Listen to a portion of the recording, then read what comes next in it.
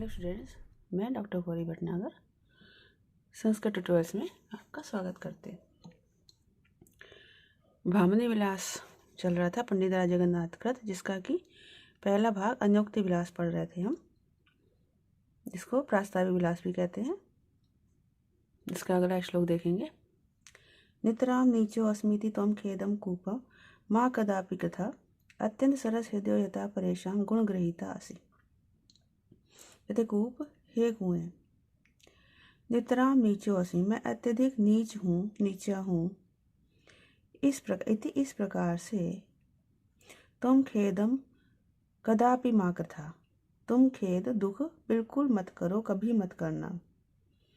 क्योंकि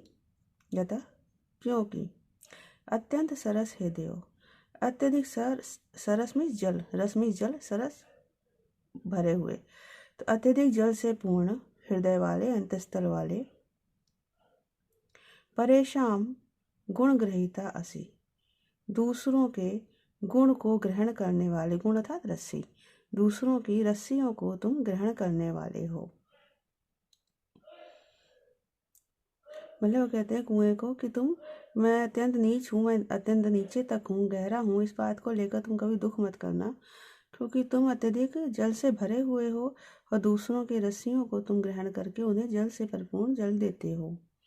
कुएं के माध्यम से कभी ऐसे व्यक्ति को उत्साहित करना चाहता है, उस ऐसे व्यक्ति को जो है वो उत्साह देना चाहता है, जो गुणी तो है लेकिन अपने को नीच समझता है, अपने को नीच समझने लगा है, या जन्ना नीचे जो भी कुछ समझ सकते हैं।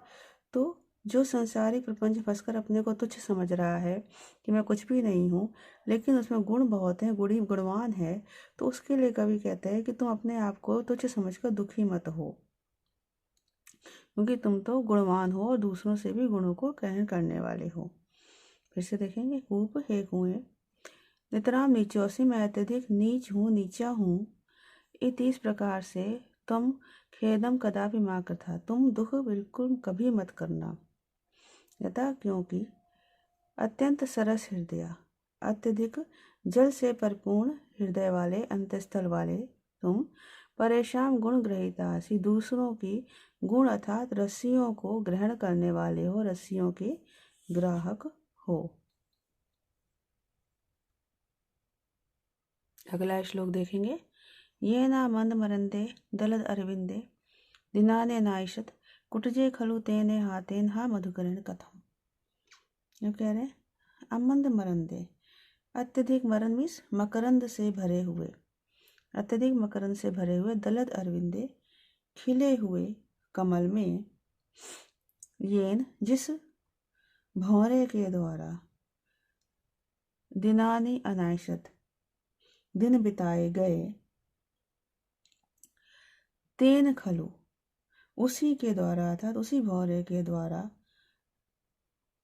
उसी भौरे के द्वारा, तेन खल मधुकरण, उसी भौरे के द्वारा, कुटजे, कुटज के पेड़ में, कुटज के वृक्ष में,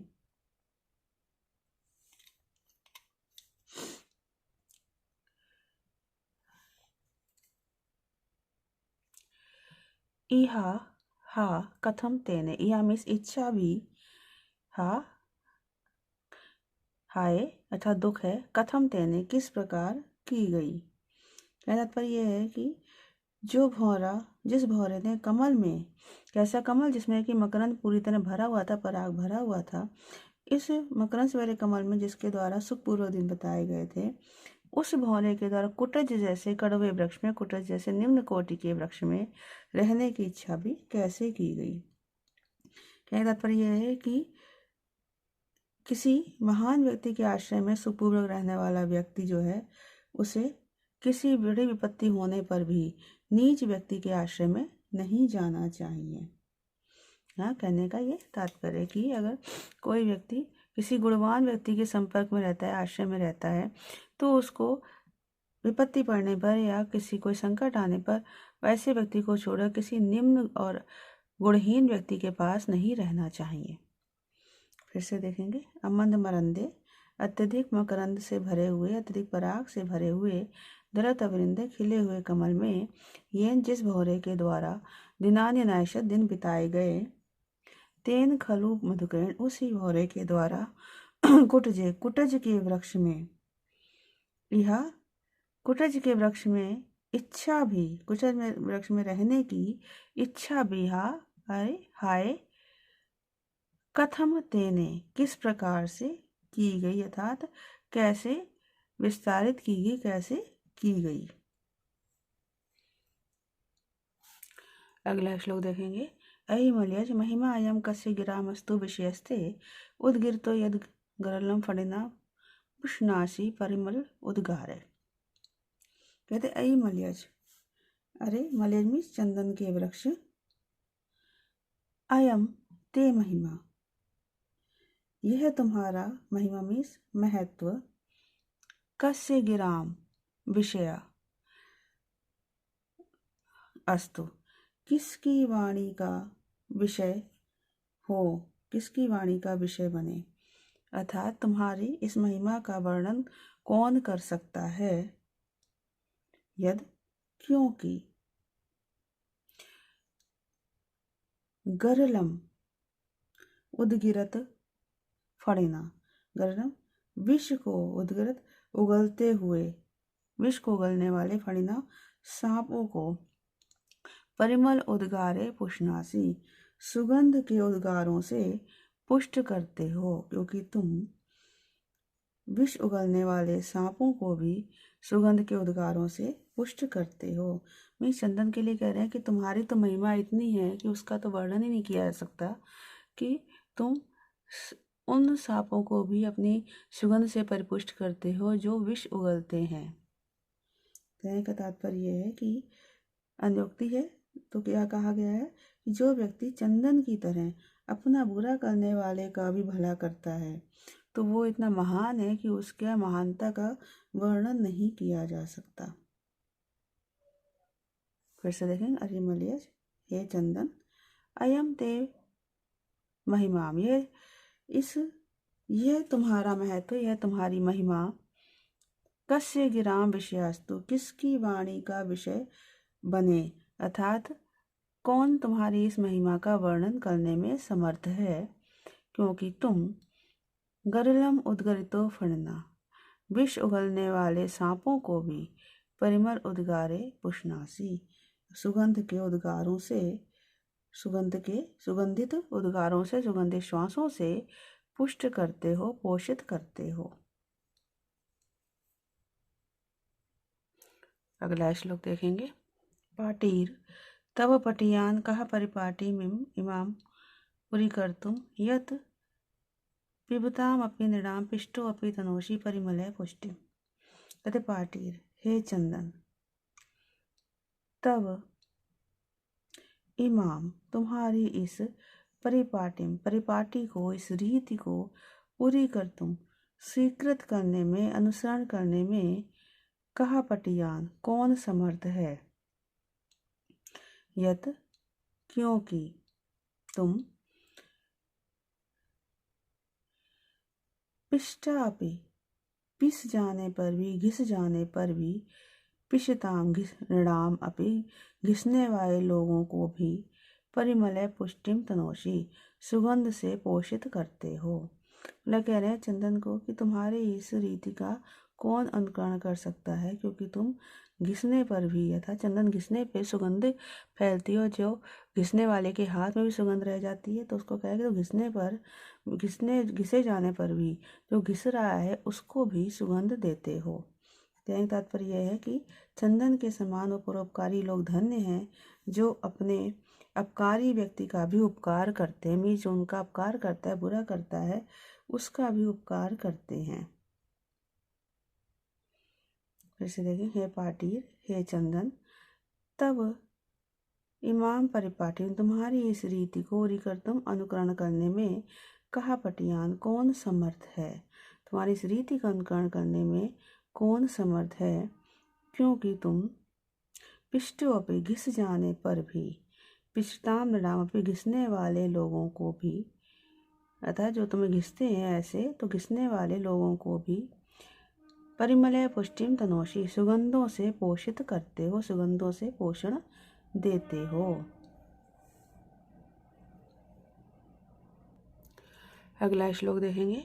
नीरचीर विवेके हंसालस्यम त्वमेव तनुषे चेत विश्वस्मिन् धुनान्य कुलव्रतम पालिष्यति कहा। अब कहते हैं हंस, हे हंस, नीरचीर विवेके, जल और दूध को अलग करने में त्वमेव आलस्यम तनुषे चेत, तुम ही यदि आलस्य करोगे, चेत मीन्स यदि, तुम ही यदि आलस्य करोगे, तो विश्वस्मिन, तो इस संसार में, अधुना अब, अन्य कहा, और कौन, कुल व्रतम पालिष्यति, कुल परंपरा का पालन करेगा। मीन्स हंस जो है वो नीरचीर विवेक तथा जल और दूध को अलग करने में कुशल कहा जाता है। तो कवि कह रहे हैं कि अगर हंस ही उस बात को नहीं करेगा, अर्थात हंस ही अपने उस गुण को छोड़ देगा, तो संसार में और कौन ऐसा है जो कुल परंपरा का पालन करेगा। अन्योक्ति के द्वारा कहा गया है कि अगर न्यायवान व्यक्ति, विवेकशील व्यक्ति ही अपनी परंपरा को, अपने स्वभाव को छोड़ देगा, तो समाज में और कौन ऐसा है जो इस प्रकार का आचरण करेगा, अर्थात समाज के सामने फिर कोई अन्य उदाहरण नहीं हो सकेगा। फिर से देखें, हे हंस, नीरचीर विवेके, जल और दूध को अलग करने में त्वमेव, तुम ही, चेत यदि, आलस्यम, तुमसे आलस्य करोगे, तो विश्वस्मिन, इस संसार में, अधुना अब, अन्य का, और कौन, कुल व्रतम पालिष्यति, कुल परंपरा का पालन करेगा। अगला श्लोक देखेंगे। उपरि करवाल धाराकारा क्रूरा भुजंगम अपुंगवा अंतः साक्षात द्राक्षा दीक्षा गुरुवो जयंती जना। अब कह रहे हैं ऊपरी करवाल, ऊपर से अर्थात बाहर से, करवाल धार आकारा, तलवार की धार के समान आकृति वाले अर्थात तीक्ष्ण आकृति वाले लोग, भुजंगम पुंगवा, भुजंगम पुंगवा अर्थात श्रेष्ठ सर्पों में, अर्थात सर्पराज से भी, श्रेष्ठ सर्प से भी अर्थात सर्पराज से भी क्रूर, क्रोधी, किंतु अंदर से, हृदय से, साक्षात प्रत्यक्ष, द्राक्षा दीक्षा गुरुओं, अंगूरों को भी शिक्षा देने में, गुरुओं मीन्स शिक्षा देने वाले उपदेशक, गुरु, शिक्षा कैसी, मधुरता की, अंगूरों को मधुरता की शिक्षा देने वाले उपदेशक के अपि जना जयंती, कोई ही लोग जयंती श्रेष्ठ होते हैं, अर्थात ऐसे कुछ ही लोग होते हैं। फिर से देखेंगे, ऊपर से, बाहर से, करवाल धार आकारा, तलवार की धार के समान तीक्ष्ण आकृति वाले, कठोर आकृति वाले, भुजंगम पुंगवा, सर्पराज से भी अधिक क्रूर, क्रोधी, किंतु अंतः हृदय में साक्षात प्रत्यक्ष, द्राक्षा दीक्षा गुरुओं, अंगूरों को भी मधुरता की दीक्षा देने वाले गुरुओं, गुरु अर्थात उपदेशक, की अपि जना जयंती, कोई ही लोग जयंती धन्य होते हैं, ऐसे कुछ ही लोग होते हैं जो धन्य होते हैं, सर्वश्रेष्ठ होते हैं। तो यहाँ पर ऐसे सज्जन लोगों की प्रशंसा की गई है जो बाहर से तो क्रोधी होते हैं लेकिन हृदय से अत्यधिक कोमल और मृदु स्वभाव के होते हैं। स्वच्छंदम दलदरविंदम ते मरंदम विदनतो विदधतु गुंजितम मिलिंदः आमोदान हरिदंतराणी नेतुम नैवान्यो जगति समीरणात् प्रवीणा। कहते दलदरविंद, हे खिलते हुए कमल, ते मरंद स्वच्छंदम, तुम्हारे पुष्प रस को, तुम्हारे मकरंद को, स्वच्छंदम स्वच्छंदता पूर्वक, स्वेच्छा से, विंदंता चखते हुए, मिलिंदा भौरे, गुंजतम विदतु गुंजार करे, मतलब भले ही गुंजार करे, किंतु अथ लेकिन, आमोदान सुगंध को, हरित अंतराणी, हरित दसों दिशाओं में, नेतुम ले जाने में जगति समीरनाथ संसार में समीरनाथ वायु से प्रवीणा कुशल अन्य नायक दूसरा कोई नहीं है। मतलब कमल को कह रहे हैं कि भले ही तुम्हारे मकरंद का भौरे स्वेच्छा से आस्वादन करे, लेकिन तुम्हारी सुगंध को वायु ही सारी दिशाओं में फैलाता है। तो यहाँ पर स्वार्थी और अवसरवादी लोगों की भर्त्सना की गई है और निंदा की गई है, और जो लोभ रहित लोग हैं, परोपकारी लोग हैं, उनकी प्रशंसा की गई है। फिर से देखेंगे, दलत अरविंद ही खिलते हुए कमल ते मरंदा स्वच्छंदम बिंदंतो, तुम्हारे मकरंद को स्वेच्छापूर्वक चखते हुए मरिंदा गुंजतम बिंदतु, भंवरे भले ही गुंजार करें, लेकिन आमोदान हरित अंतराणी नेतुम, लेकिन तुम्हारी सुगंध को दसों दिशाओं में चारों ओर नेतुम ले जाने में या फैलाने में जगती संसार में समीरनाथ प्रवीणा अन्य नैव, वायु से अधिक कुशल कोई दूसरा नहीं है।